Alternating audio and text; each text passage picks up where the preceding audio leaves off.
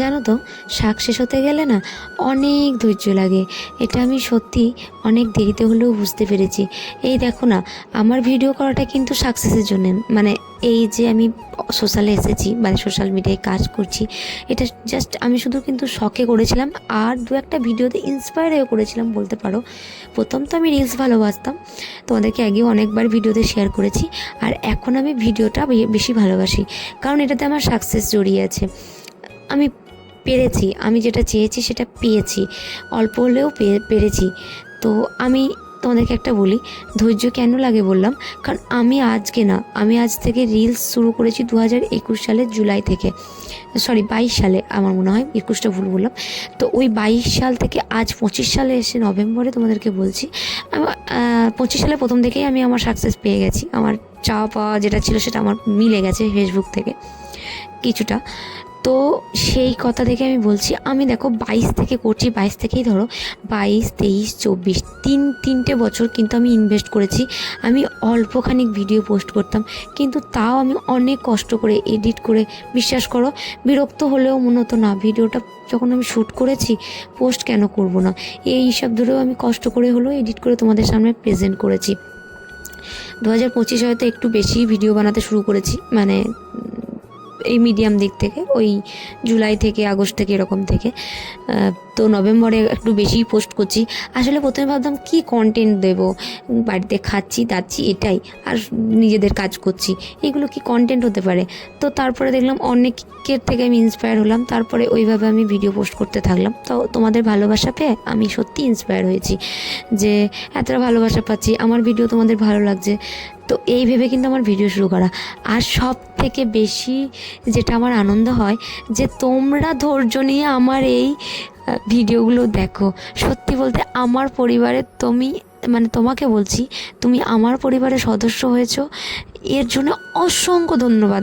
তোমাদের এক একজনকে মানে ধন্যবাদ দিলেও আমার মনে হবে যে কম বলা হবে। তোমাদের জন্যেই কিন্তু আমি এইভাবে ভিডিও করার এখনও আগ্রহ পাই, কারণ আমার মনে হয় একজনও যদি আমার পেজে থাকে, সেও তো আছে, আমার ভিডিওটা তার তো ভালো লাগছে। তো অসংখ্য ধন্যবাদ। মানে আমার সত্যি ভীষণ ভালো লাগে এখন নিজেকে, একটু হলেও মনে হয় যে না, আমি যেটা চেয়েছি সেটা আজ হলেও পেয়েছি। এমনটা না যে আমি শূন্য হাতে ফিরে এসেছি, আমি পেরেছি, অল্প হলেও আমি পেরেছি।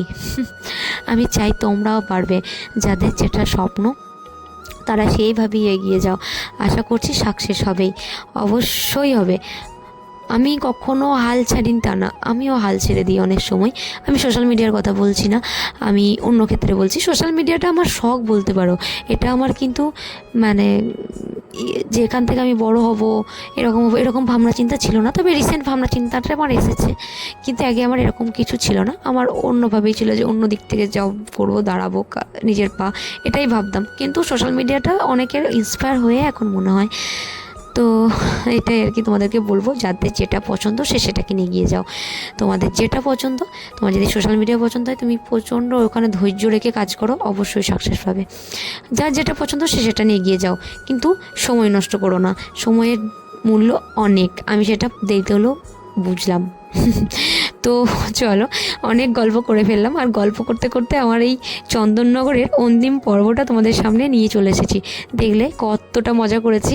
আর এখন হচ্ছে শেষ পর্ব, মানে আমাদের এখন সকাল হয়ে গেছে, টোটোয় করে চলে আসলাম একদম স্টেশন পর্যন্ত। এখন বাজে 5:30, তবে একটু অন্ধকার রয়েছে। তবে আমরা যখন ট্রেন ধরেছি তখন মানে বোঝা যাচ্ছে যে হ্যাঁ মর্নিংটা হবে।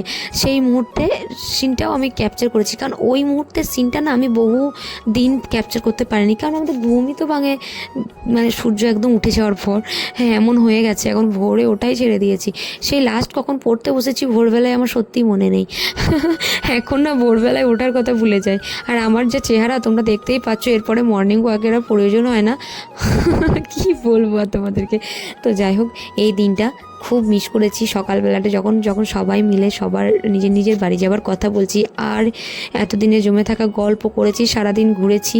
দেখেছো দিদিভাই তো ঘুমিয়ে গিয়েছিল, এত পরিশ্রম হয়েছে ওর। আসলে সকালবেলা থেকে খুব ছোটাছুটি করেছিল ওর একটা সমস্যার কারণে।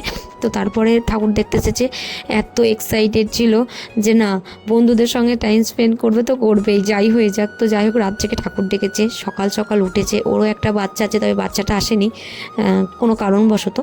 তো আমরা ভীষণ ভীষণ মজা করেছি সবাই মিলে, ভবিষ্যতে আরও হবে।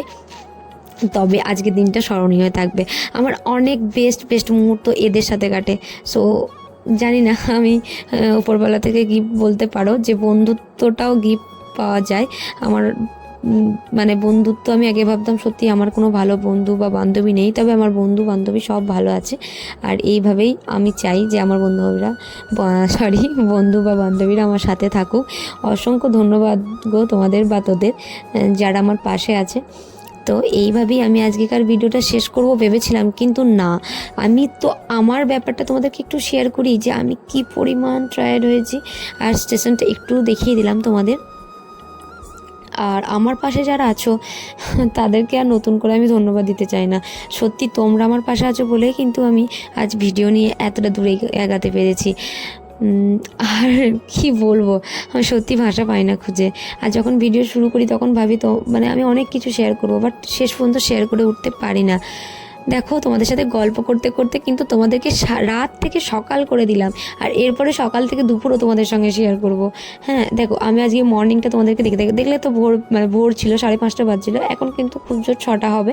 মর্নিংটা এত ভালো লাগছে না কি বলবো। আর এইদিকে তো আমার বর ট্রেনে বসার পরে কিন্তু ভীষণ পরিমাণে ঘুমিয়ে গেছিলো একটা, মানে প্রথমে হাওড়া আসা আগে পর্যন্ত। তো হাওড়ায় নেমেছিলাম, হাওড়ায় নেমে ভাবছি যে একটু কফি খেয়ে নিই, কারণ আমারও না এনার্জির দরকার ছিল। আর আমার এনার্জিতে একটু কফি হলে বা চা, দুটোর মধ্যে যেটাই হোক সেটা হলেই আমি কিন্তু মোটামুটি এনার্জি ফিরে পেলাম। কিন্তু এত বাজে খেতে না হাওড়া স্টেশনের কফি, আমি ভুলেও আর কখনো হাওড়া স্টেশনের কফি খাবো না, সেটা যে কোনো জায়গাতেই হোক, মানে হাওড়াতে বিশেষ করে। কফি না বিচ্ছিরি খেতে, এরকম কফি আমি বাবার জন্মে খাইনি। আমি তো রান্না ভালো পারতাম না, কিন্তু কফি আমি বেশ ভালো বানাই। তো কি বলবো, এখন দেখো তোমাদেরকে শেয়ার করছি যে দেখো রাত থেকে ভোর হয়েছে, ভোর থেকে সকাল, এখন আমরা বাড়ি পৌঁছাবো, সকাল থেকে আবার দুপুর হয়ে যাবে। তো সেটাই তোমাদের সঙ্গে শেয়ার করছিলাম যে, আর মর্নিংটা স্টেশনের মর্নিংটাও শেয়ার করছিলাম। যাই হোক ট্রেনটা ফাঁকা ফাঁকা ছিল, তাই আমার বর পা হাত ছাড়িয়ে শুয়েছিল, আমি একটু সেই ফাঁকে ভিডিও করে নিয়েছিলাম। তো যাই হোক এইভাবেই কিন্তু আমাদের জার্নিটা শেষ হলো। তো আজকের ভিডিওটা এখানেই শেষ করে দিচ্ছি, এই পর্ব এখানেই শেষ। দেখা হচ্ছে নেক্সট কোনো ভিডিওতে, ততক্ষণ পর্যন্ত সবাই সুস্থ থেকো, ভালো থেকো, টাটা। দেখা হচ্ছে নেক্সট কোনো ভিডিওতে। আমার অবস্থা পুরো খারাপ, ভগবান জানে আমি কি ভাবছিলাম সেই মুহূর্তে। আর ধন্যবাদ তোমাদেরকে এতক্ষণ ধরে ভিডিওটাতে ওয়েট করানোর জন্য। টাটা।